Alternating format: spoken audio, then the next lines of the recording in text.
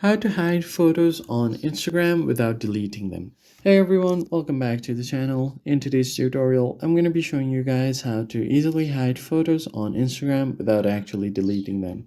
But before we begin, make sure to like the video down below and subscribe to the channel. Now, let us jump right in. The very first thing you want to do is open up Instagram and make sure that you are logged into your account. And then from here, just head over to your profile section down below.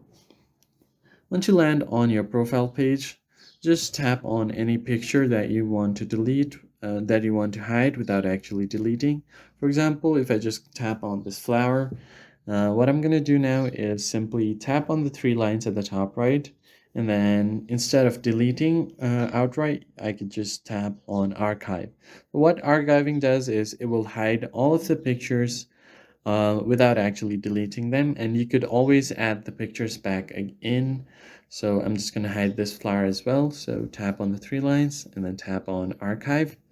Now in order to find these hidden pictures or photos, what you could do is head over to menu section, tap on archives, and then from here you have to select story archive. So on the top you'll find the drop down, tap on it and tap on post archive, and then you'll find all of the pictures here.